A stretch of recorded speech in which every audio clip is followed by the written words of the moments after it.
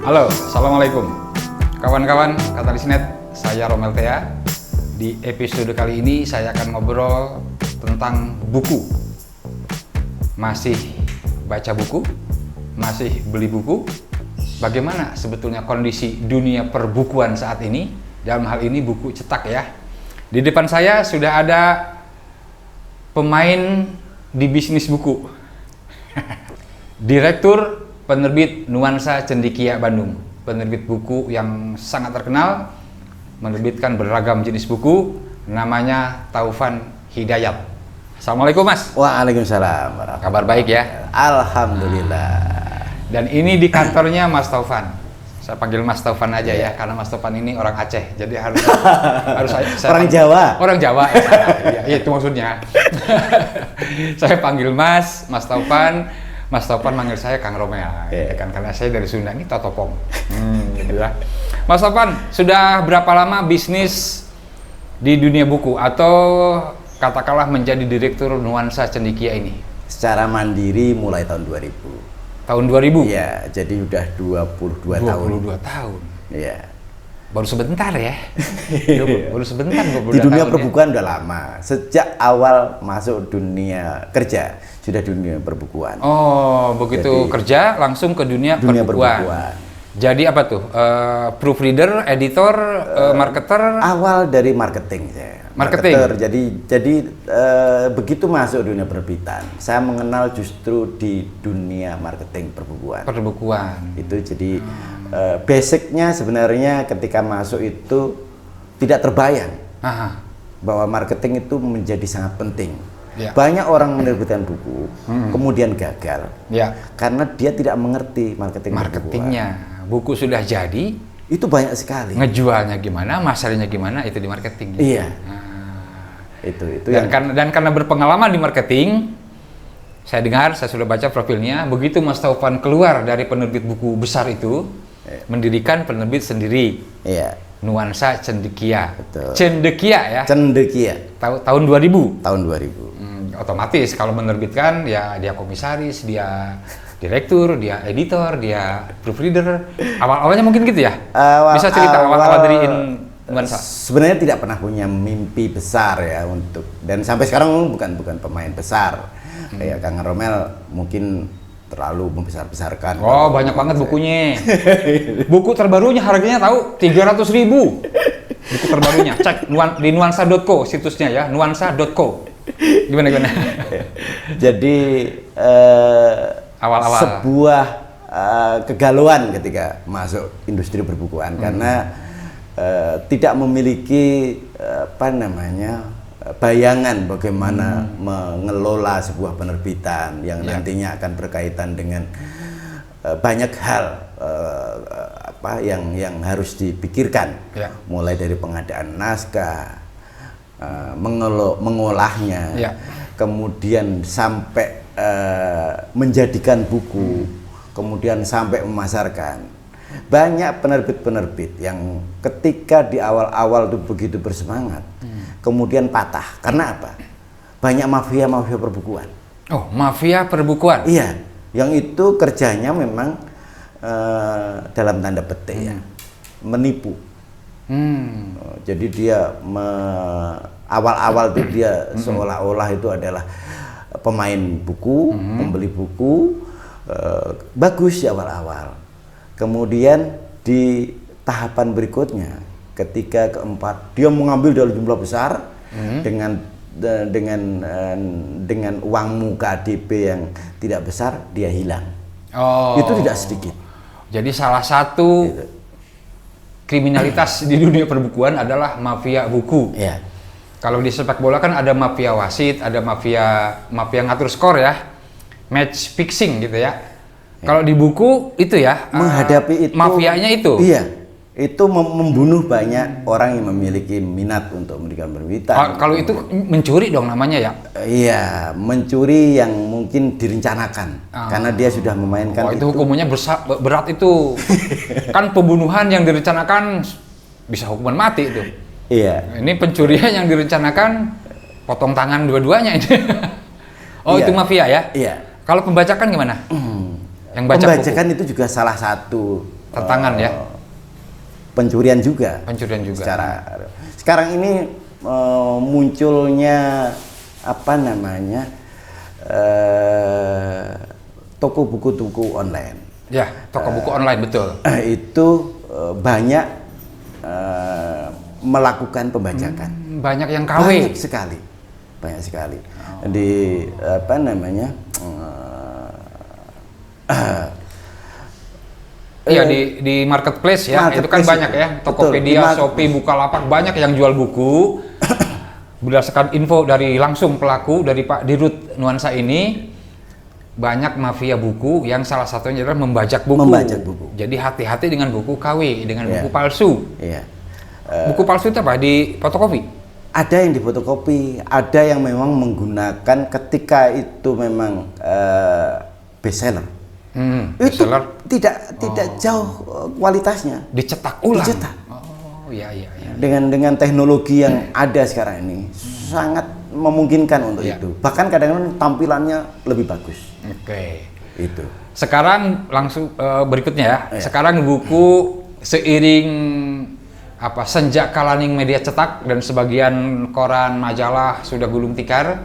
Buku ini kan termasuk media cetak, Mas ya. Iya. Ya, bagaimana nasib media cetak saat ini dalam hal ini buku cetak yang dialami, yang dirasakan ketika internet muncul, bagaimana nasib buku sampai saat ini? Iya, dunia digital ini memang membuat gusar banyak orang di banyak industri, ya, termasuk di dunia perbukuan. Buku cetak ya? Iya, karena pertama faktor habit.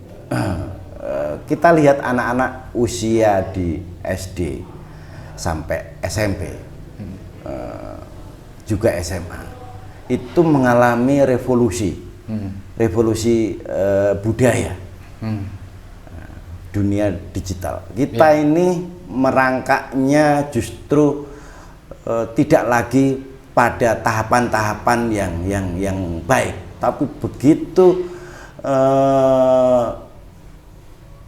masuk dunia digital ini membabat habis tahapan-tahapan yang mesti dilewati. Ada di mana kita mestinya membangun budaya-budaya membaca yang baik, ya, budaya membaca, melalui pendidikan yang tatanan yang baik. Tapi begitu masuknya dunia digital, ini memang memiliki pengaruh terhadap dunia perbukuan. Karena dengan jumlah penduduk yang begitu besar, reading habit kita bisa dihitung dari penerbitan buku. Gitu. Yang sangat minimal. Budaya baca masyarakat Indonesia masih rendah. Sekarang dipukul oleh digital. Itu. Gitu. Bisnis buku bagaimana? Bisnis buku memang sejauh ini kita bisa lihat sebenarnya parameternya adalah toko-toko buku yang ada sekarang. Hampir semua toko buku reguler, hampir ya, itu berguguran. Kita bisa melihat Gunung Agung. Ya. Yang dulu populer banget ya Gunung Agung yang besar itu. Iya. Itu kan justru sebelumnya tahun-tahun 80-an itu lebih tinggi dari Gramedia. Oh, ya. Tapi karena Gramedia di manage dengan baik, kemudian di atas menjadi. Tapi sekarang semuanya sudah nggak ada, hampir nggak ada. Ya. Gitu. Kalaupun toh ada, dia mungkin hanya persentasinya sedikit sekali. Rata-rata di atas 50% sudah diisi sama ATK. Oh, ATK. Iya. Alat tulis kantor ya. Alat tulis kantor. Iya. Coba lihat ke Gramedia yang ada sekarang. Komposisinya sudah berubah. Yang dulu ATK adalah bagian kecil, sekarang bagian utama. Itu faktor itu. Tapi ada tetap optimisme di dunia penerbitan buku ini, sebagaimana dialami oleh dunia yang lain. Misalnya begini, awal munculnya televisi yang begitu besar, gitu. Radio seolah-olah kan bisa akan selesai nih radio nih, gitu. Kelibas nih radio gitu ya. Gitu. Banyak pesimisme seperti itu, tapi kenyataannya masih bertahan. Masih ada komunitasnya, ya. Masih ada orang yang menikmati dengan cara lain. Iya. Orang tidak mungkin mendengarkan radio, orang tidak mungkin menonton TV pada saat mengendarai. Iya. Lebih bisa menikmati ketika ada Jadi siaran masih ada radio. celah, masih ada ceruk. Iya. Tinggal hanya mengisi kontennya. Bagaimana radio ini bisa bertahan. Begitu juga dengan buku. Gitu. Buku ini bagaimanapun dan itu berdasarkan riset dari banyak negara yang tentu saja bisa dikalkulasi dengan yang memang sudah memiliki reading habit yang bagus. Dia tetap masih memiliki niche market. Niche market ini sesuatu yang sebenarnya memang cukup kuat dengan cara-cara. Mungkin orang tua juga akan tetap mempertahankan kamu pola pendidikan, dan nanti anak-anak mungkin akan menikmati. Tetap aja ketika saya membaca buku kertas lebih berbeda, memiliki pengalaman, dan buku kertas memiliki tetap berbeda. Istilahnya memiliki user experience atau pengalaman pengguna sendiri. Iya. Jadi baca buku kertas, buku tradisional, dengan baca buku e-book, baca file PDF di layar, itu tetap ada lebih bagus. Yang fitrahnya buku memang kertas ya. Iya. Daya serap mungkin atau daya tahan baca juga masih lebih bagus. Buku memang bisa beragam. Buku yang sifatnya katakanlah fiksi, ya, itu berbeda dengan buku teknologi. Buku teknologi cenderung menurut saya juga memang dia di berbagai media bisa digunakan. Ketika kita menjelaskan tentang teknologi sesuatu tertentu berkaitan dengan link akan memberikan video, gitu. Dan itu lebih kuat. Tapi tetap lebih pada saya membaca beberapa hari yang lalu. Buku tetap menjadi basic untuk masuk dalam dunia ilmu. Itu yang saya. Jadi pintu gerbang ilmu itu tetap buku. Di buku ya. Gitu. Kemudian katakanlah setelah membaca buku masuk kepada visualnya, dari layar, kemudian ada linknya, berbagai macam penjelasan. Itu lebih kuat lagi. Gitu. Tapi dasarnya dari buku. Dan dari beberapa anak memang yang memiliki orang tua yang memiliki pendidikan, memiliki pengalaman, akan tetap mewariskan banyak itu. Dan kemudian anaknya juga akan seperti itu. Mewariskan budaya baca, kemudian mengakrabi buku di perpustakaan pribadinya si anak ngelihat buku itu gitu kan. Dan yang jelas mahasiswa masih perlu buku karena untuk skripsi gitu kan. Jadi ilmiahnya sebuah buku itu ya buku cetak lah gitu Mas ya. Jadi secara umum kok dunia perbukuan memang terdampak oleh digitalisasi, terdampak juga oleh pandemi, tapi punya pasar tersendiri. Jadi kalau pertanyaannya masihkah ada orang yang baca buku, jawabannya gimana? Masih ada. Masih ada. Nyatanya sebenarnya juga itu di marketplace itu tadi. Marketplace. Marketplace di media sosial itu masih banyak yang jualan. Banyak orang jualan buku dan laku ya. Laku. Gitu loh. Gitu. Ya hanya memang ya itu tadi tidak seperti tahun-tahun 2000-an ya. Tahun-tahun 2000-an tuh masih ya kalau kita rasanya kalau kita membeli buku itu ada yang 2010 ke belakang mungkin ya. Jadi ketika internet belum sepesat sekarang, buku masih tetap, penerbit masih berkibar, kantor-kantornya masih ramai kira-kira gitu ya. Dan pasti berbeda dengan media massa ya. Karena dia sifatnya tidak beritanya sepintas. Instan ya. Instan dan kalau media massa kan berita tuh ya. Hari itu besoknya udah basi gitu ya. Nah, kalau buku bisa diwariskan. Iya, berabad-abad ya. Generasi ke generasi. Oke, pertanyaan terakhir nih Mas.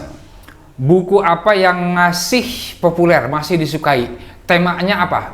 Buku yang masih disukai oleh masyarakat, itu tema-tema buku apa?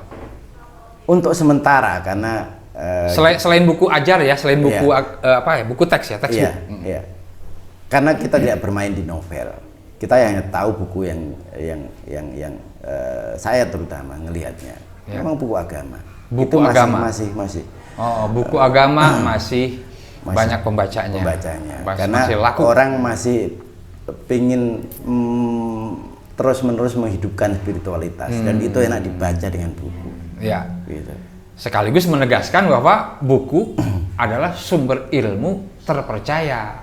Integritas buku cetak gitu ya, buku cetak jauh lebih tinggi ketimbang integritas buku e-book. Ya. Atau web atau link-link web ya. PDF yang gitu-gitu ya. Jadi itulah. Jadi orang yang butuh sumber info terpercaya ya buku larinya. Buku cetak itu. Dengan buku itu juga sebenarnya kita senantiasa setiap saat bisa, tidak harus googling dan apa. Kita ambil buku kita. Tidak butuh paket data. Kita membaca ulang itu 10 kali dengan 10 kali pemahaman yang baru. Itu buku. Gitu. Ya. Dan itu sebabnya nuansa masih bertahan. Insya Allah akan senantiasa dipertahankan. Oke.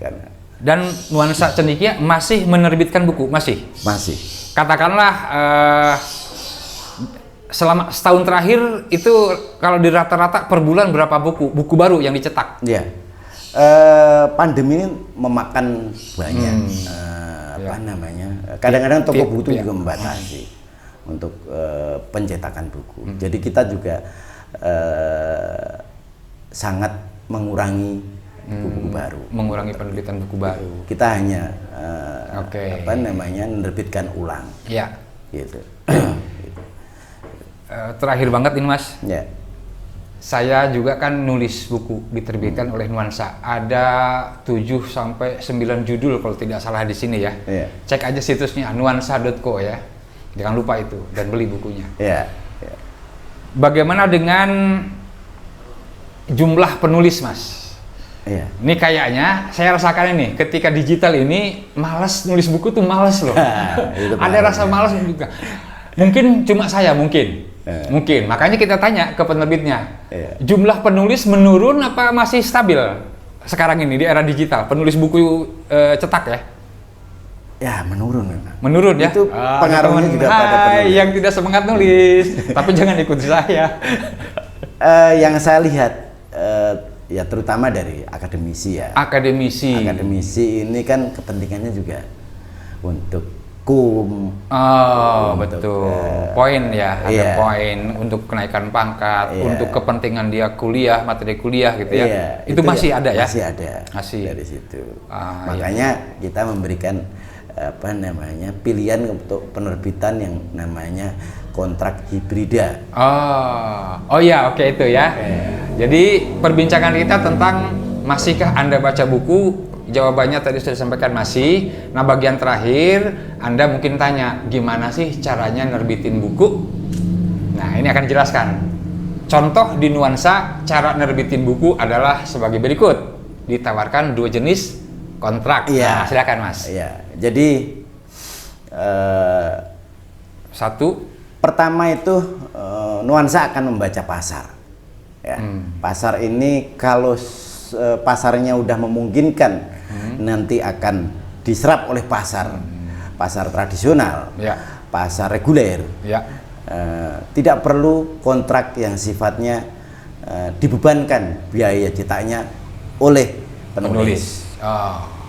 Gitu. Itu nanti kontraknya kontrak tradisional, hanya menaikkan kontrak penerbitan, penulis akan mendapatkan royalti, dan copyrightnya akan ditinjau setiap saat. Kalau misalnya ada penulisnya bisa memindahkan ke penerbit lain atau kepentingan lain, penulisnya ingin naik atau menurunkan naskahnya ya, menaikkan tawaran pada royaltinya yang diterima, itu bisa ditinjau ulang secara berkala gitu. Nah, penerbitan kontrak penerbitan hibrida ini ketika penerbit ragu terhadap market.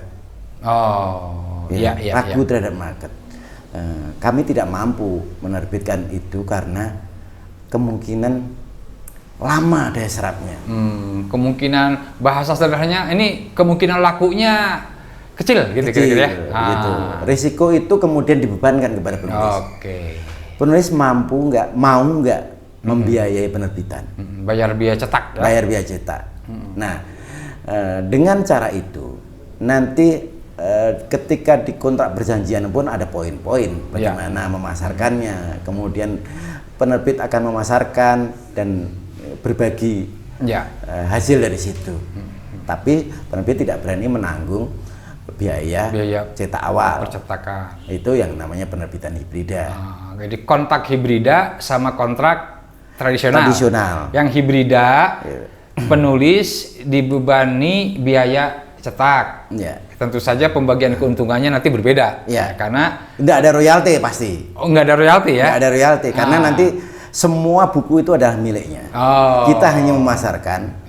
Kita hanya memasarkan. Kemudian dari pemasaran itu nanti ada perjanjian berapa persen untuk ada bagi hasil. Bagi hasil dari situ. Itu hibrida namanya ya. Jadi yang kedua tradisional. Kalau naskah kita pasarnya bagus, menurut pertimbangan penerbit bagus, ini bakal laku, itu royalti. Royalti berapa persen Mas dari harga buku biasanya penulis?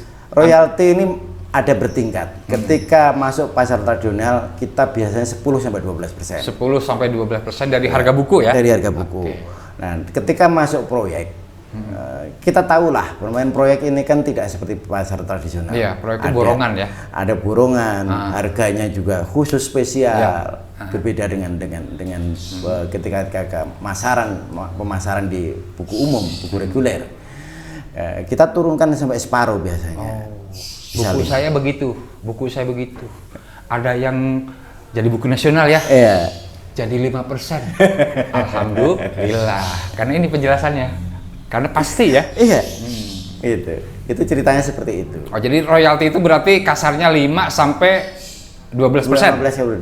Nah, jadi relatif lah ya. Rata-rata sih 10% ya. Rata-rata 10%. Jadi kalau buku Anda harganya 50.000, per buku yang terjual itu Anda dapat 5.000 gitu kira-kira ya. Kasus yang 20% itu 12% itu biasanya orang yang memiliki pasar tinggi. Oh, orang terkenal atau punya masa banyak. Gitu. Lakunya juga nanti akan cepat. Oh, iya. Dengan harga yang relatif di atas rata-rata. Nanti kalau laku banget si penulis minta naik 15%, itu mungkin tadi yang dimaksud apa ya?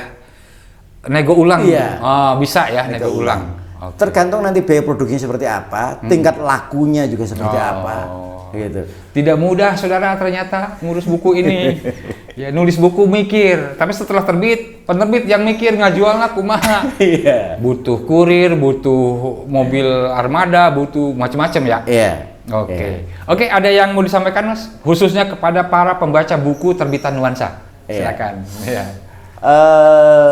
Sampai sekarang ini yang menjadi masih menghidupi sebenarnya dan saya amatin juga memang kehausan dari masyarakat. Itu buku spiritual. Katakanlah misalnya kayak Ihya Ulumuddin. Kita nerbitin buku Ihya Ulumuddin Al-Ghazali itu. Itu masih berjalan relatif stabil ya. Stabil. Padahal buku itu cukup tebal, ada 4 volume gitu loh, dan mahal. Tapi artinya itu dibeli. Iya. Gitu. Dan nggak ada matinya. Iya. Gitu. Ada berkahnya juga. Itu yang saya tanggap. Gitu. Itu penerbit Nuansa memang memilih edisi dari bahasa Inggris, kemudian dirujukkan ke dalam bahasa Arab. Sehingga sejauh ini saya menilai bahasa terjemahannya cukup enak. Iya. Mudah dipahami. Iya. Gitu. Tidak, saya sudah melihat beberapa edisi terjemahan dan yang paling mudah dipahami itu Ihya yang diterbitkan oleh Nuansa. Demikian kawan-kawan perbincangan kita tentang dunia buku bersama Direktur Utama terima kasih Kang Romel sekaligus owner penerbit Nuansa Cendekia, nuansa.co, Taufan Hidayat. Insya Allah kita akan kembali berbincang mengenai seputar buku di episode berikutnya, episode lain ya, karena kita insya Allah akan reguler ya buat konten ini Mas ya. Iya. Hatur nuhun Mas Taufan Hidayat, terima kasih. Sama-sama. Ya, Nuhun mudah-mudahan ya, sukses Romel. terus dengan nuansa cendekianya. Amin, amin. Akhirnya saya Romel Tea, sampai jumpa. Wassalamualaikum warahmatullahi wabarakatuh. Waalaikumsalam warahmatullahi wabarakatuh.